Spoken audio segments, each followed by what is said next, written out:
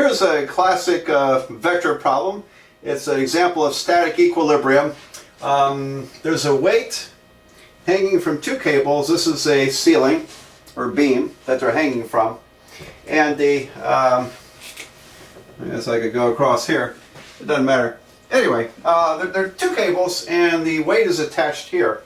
So that forms these angles. It just occurred to me that my angles add up to 90 degrees, so it's a right triangle. I don't think the right triangle is going to factor into this problem. But anyway, it's just kind of a coincidence. All right, now the static equilibrium means it's not in motion. Nothing is changing. So it's as if you just hung the weight here, and then it you know, when you hang it, it probably swings back a little bit, and then it comes to rest. It comes to rest right here. And the question is, what is the tension in these cables? All right, so find the tension in each cable. So I'm going to call this cable T1. In a minute, I'm going to draw vector arrows over it. This will be cable T2. And but a little worried about how this works. See, the weight is pulling down on each cable. And in order to, when we attach it up here, the ceiling or the beam is pulling it back. Okay, so you have it attached up here, and so the cable's being pulled this way to keep from coming off the ceiling, but it's also being pulled this way by the weight. So those opposing forces give it tension. What's the amount of force of the tension on each cable? And so really there are opposing forces. Now the way we want to look at this is with vectors. It's very efficient with vectors. And so I want to say that, let me call this the T1 vector now. I'm going to put arrows over it. So T1 is equal to the force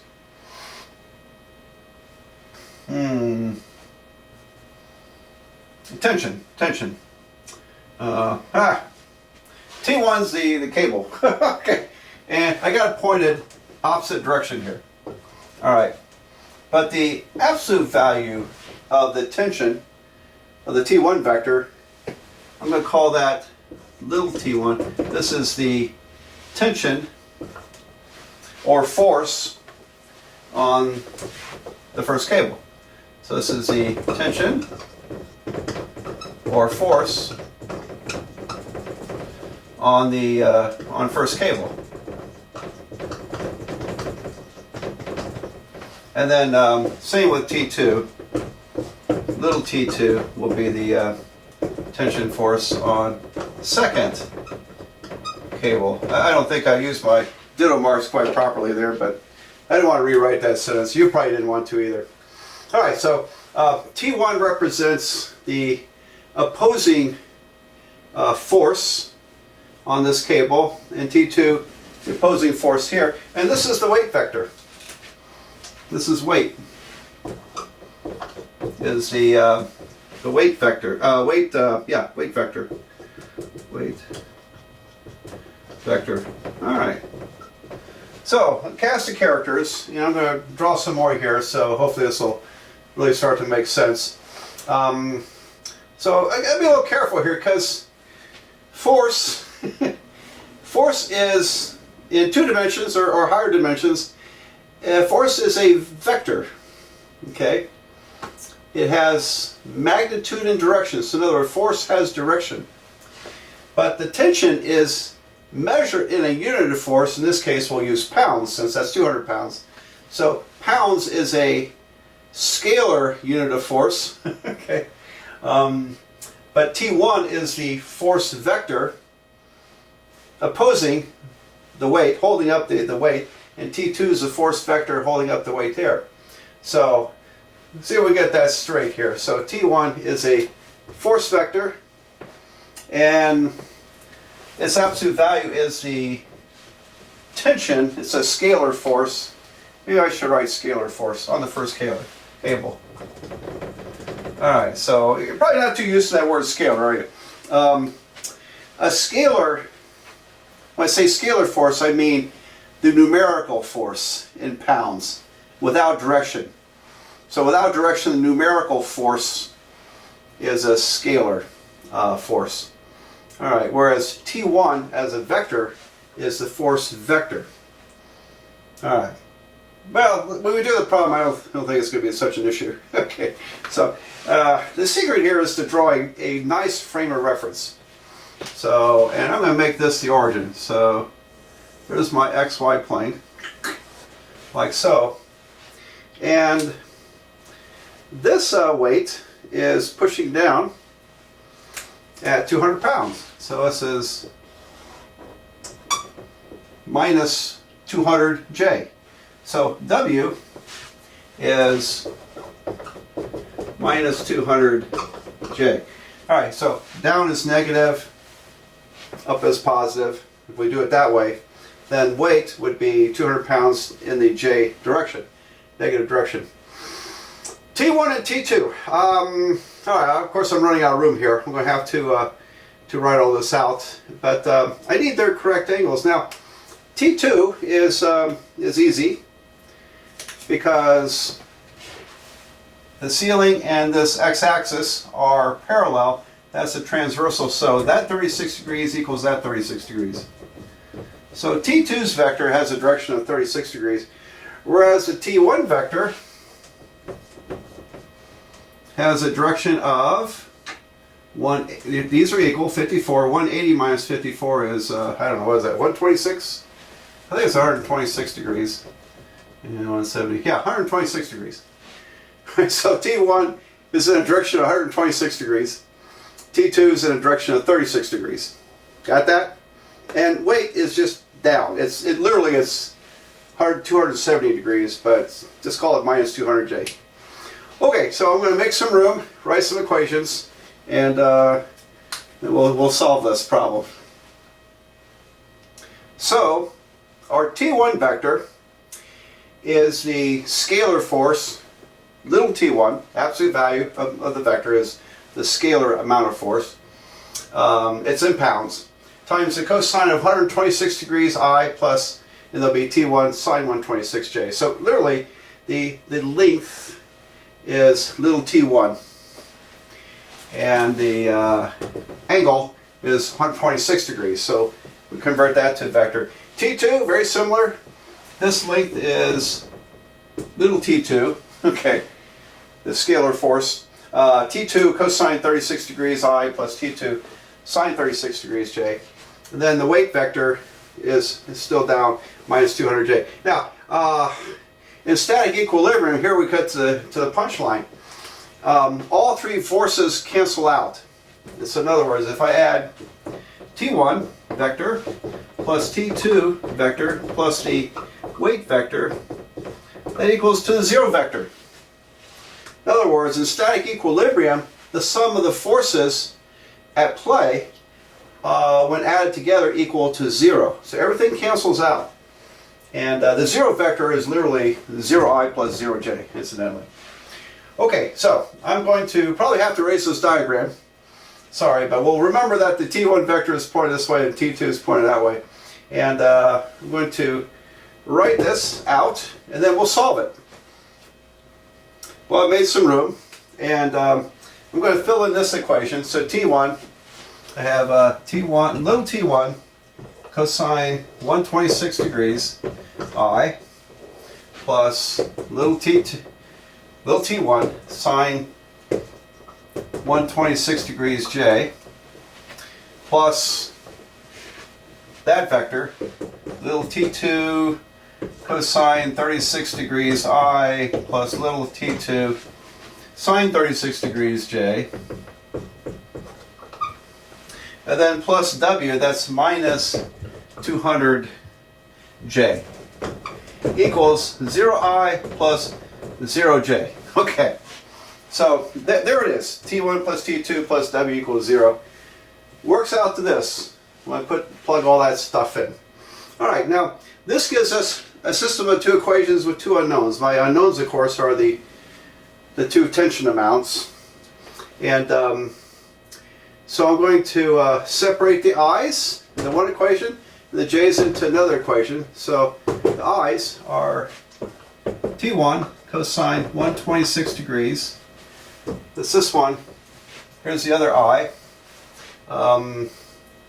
Plus T2 cosine 36 degrees equals to 0I. Those cancel. And then for the J vectors, I have T1 cosine sine 126 degrees plus T2 sine 36 degrees equals to, and I'm going to add this J over to the right side, so it becomes a positive 200. I think it's a good step to take. Good step to take. All right. So really, I'm interested to solve the problem. I want to know T1 and T2. Little T1, little T2. And what I have is a system of two equations with two unknowns. All right, so let me make some room, and we'll discuss how to solve that. How do you solve that? All right, I'm sure you've done this before, but it just didn't look like this. All right, so I have two unknowns, T1 and T2, and I'm going to cancel one of them out. Let me cancel out T2. So if I want to cancel T2, here's how I do it. I'm going to multiply this equation by the sine of 36 degrees. Sine 36 degrees. And then I'll multiply this equation by minus cosine 36 degrees. So sine 36 degrees in the first equation, minus cosine 36 degrees on the second equation. And what you'll find is that we'll have opposite terms here. They're going to cancel. All right, so I've got multiply through. I got T1.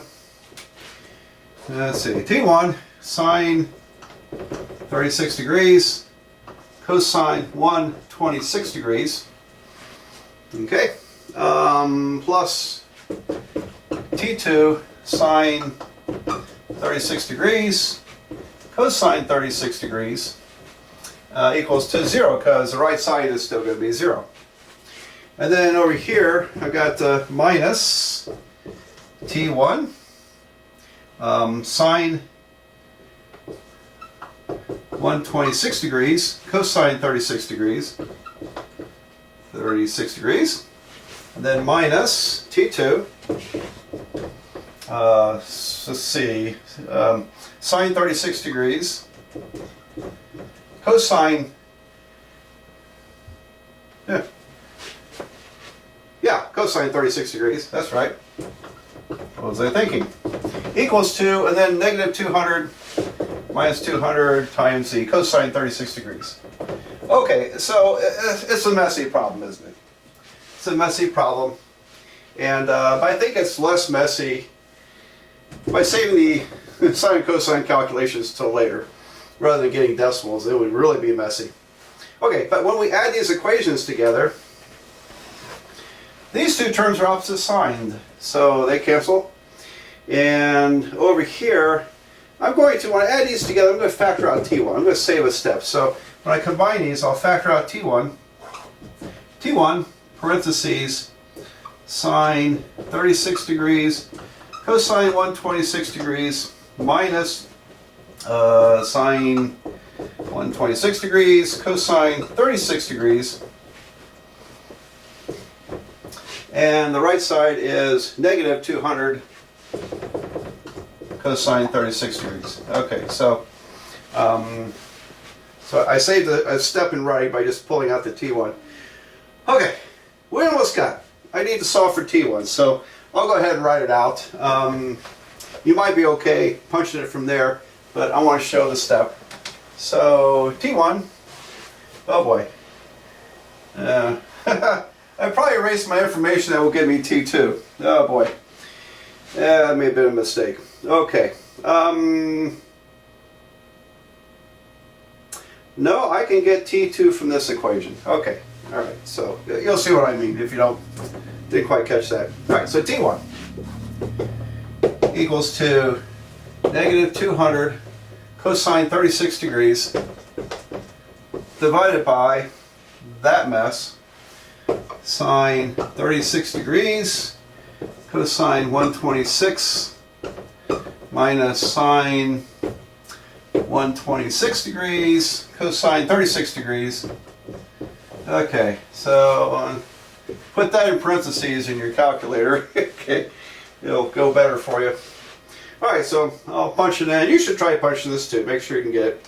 Negative 200 cosine 36 divided by left parentheses sine 36 cosine 126 minus sine 126 cosine 36 close parentheses equals to 161.8. So let me round it off to one decimal place. 161.8. And then earlier I can reconstruct it here. I shouldn't have erased. Well, I had to erase to make room, but before I did that, I had this equation, didn't I? And so if I plug in this number here, I can solve for T2. T2 would be, bring that to the right, it becomes a minus T1 sine 36 degrees cosine 126 degrees divided by this coefficient sine 36 degrees cosine 36 degrees. Oh, I see what happened. I got this equation by multiplying everything by sine 36 degrees. All right, so really it was minus T1 times cosine 126 over cosine 36. Great.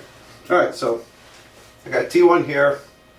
So negative T1 times the cosine of 126 divided by the cosine of 36 equals to 117.6.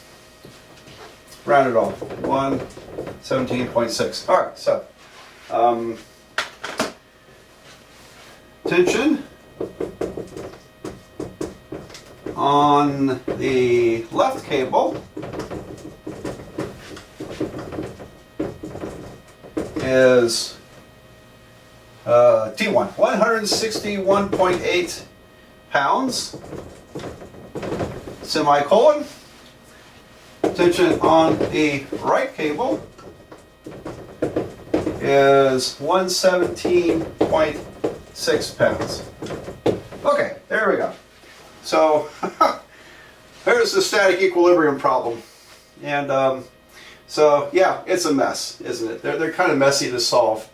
But it's a great problem. And when you think about it, when people build things, engineers, architects, maybe more engineers than architects, have to think about what materials to use and how strong those materials are in order to hold things up, in order to balance things, hold things up. You know, a lot of things when you build, there's static equilibrium. And so what goes into it is how strong are the materials you're using so that the thing doesn't collapse on its own weight. So you have to figure out the forces, all the forces involved. So it's a common engineering type of issue to have to, I think, have to worry about static equilibrium, especially when you're building things. Okay, now one little thing is these problems, coincidentally, sometimes you'll see that one of the tensions will equal to the weight. In other words, if the angles were different, I might have seen 200 pounds and then some other different pounds. And it's kind of unusual. It's not that unusual when that happens. I worked it out once when that happened, but sometimes that can happen. It didn't happen in this case because my angles wouldn't permit it. Okay, so there we go. I'm going to do another static equilibrium problem of a different sort, just to give you an extra practice. Here's a different kind of static equilibrium problem, and it's basically the sum of three forces canceling each other out. Now you can put some imagination into this. For example, suppose you have a person tugging in this direction with this amount of force and a person tugging in that direction with that amount of force. In what direction and with what force must a third person tug in order to keep this fixed in place? Okay, that might be one way of looking at it. Anyway, I have N for force, and if you're not familiar with that, N stands for newtons, And newtons are the metric force unit. So, and of course, in America we use pounds, and but in the metric system, the unit of force is called the newton, and it's just capitalized N is how it's abbreviated. Okay, so I want to throw that in there, and I'm going to talk more about the units of mass and force, acceleration, coming up with some other types of problems. So I introduce that to you, and I'll elaborate on that. But anyway, 180 newtons works out to around 40 pounds, a little over 40 pounds of force. And so, okay, so you can kind of use your imagination. What three things are tugging at each other? But we want it to balance out so that this doesn't move. And and by the way, in static equilibrium, because the sum of the forces are zero, that means there's no net force on the system. They all cancel each other out. No net force means it's not moving.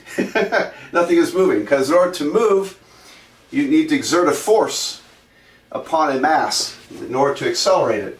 Anyway, now then, so I want to know what's this vector? What's this vector? Now, this force vector is 180 cosine 37 degrees I plus 180 sine 37 degrees J. So it's pointed in the direction of 37 degrees, and the force is standing in for the magnitude or length of the vector. And then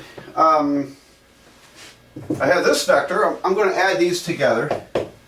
So when I add in this vector, it's 157 newtons, 157 cosine 321 degrees I plus 157 sine 321 degrees J.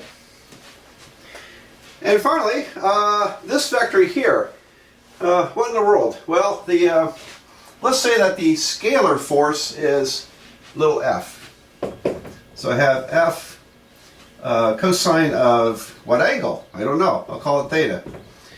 I plus f sine theta j. So I want to expand on that again. These are force vectors, tugging with a force.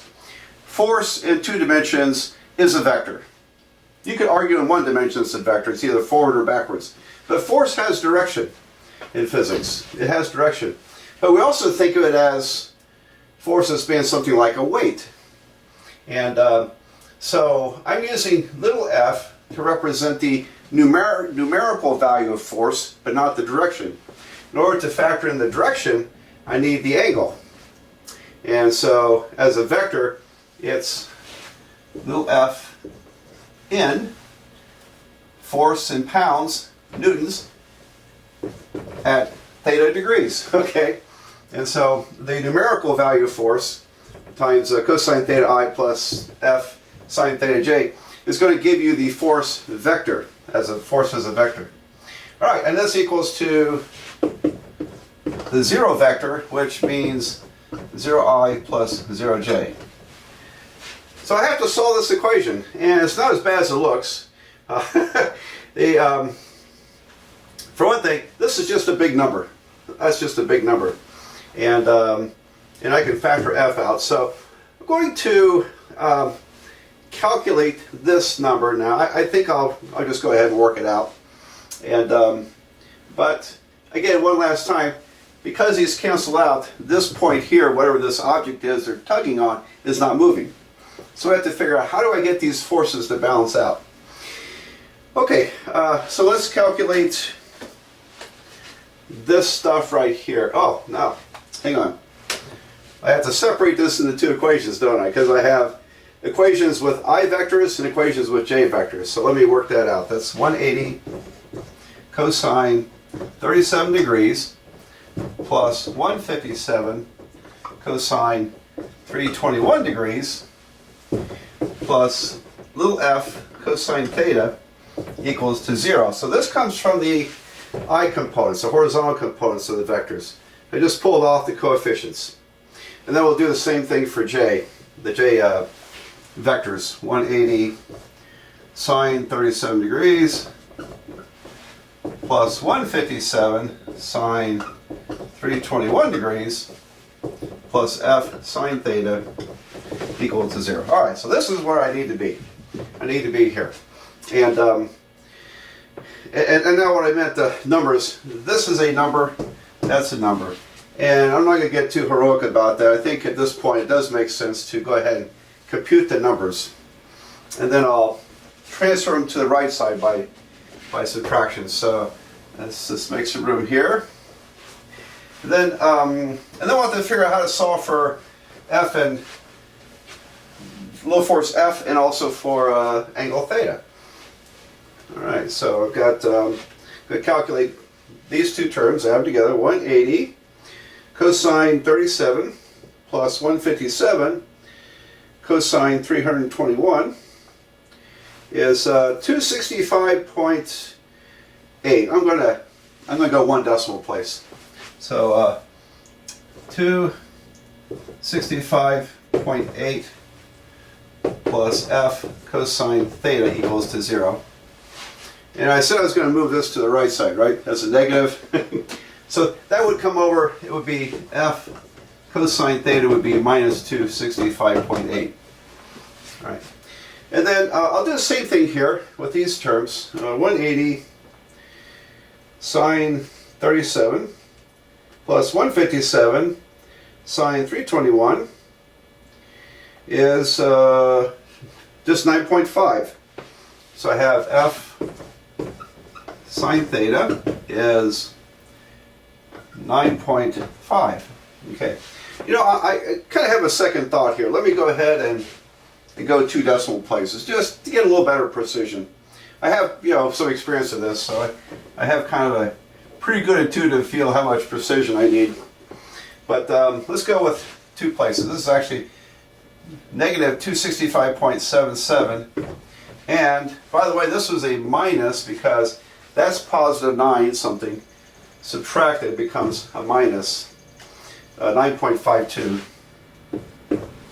There we go. All right, so what to do? What to do? Well, let me make some room here. I'm going to erase the stuff we no longer need. And if something's neat if I divide these equations.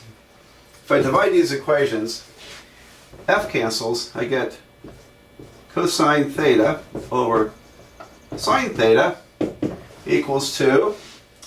And I'll go ahead and divide this. So I have, and when I divide, the negatives will cancel. So 265.77 divided by 9.52 is 27.92. Okay. And what do you know? This is a cotangent, isn't it? That's cotangent. And so if I write it as a single trig function, I can then get the angle. But I'm going to flip this and make it tangent. Tangent theta is 1 over 27.92. Now, that's almost 0. Okay, so I have a feeling this angle is going to be very close to 180 degrees. Very close to 180. So 1 divided by 27.92. And now I'm going to take the inverse tangent of that answer. And I get 2.05 degrees. Theta is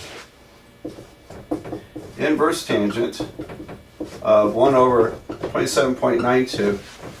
Comes out to about let's call it 2.1 degrees.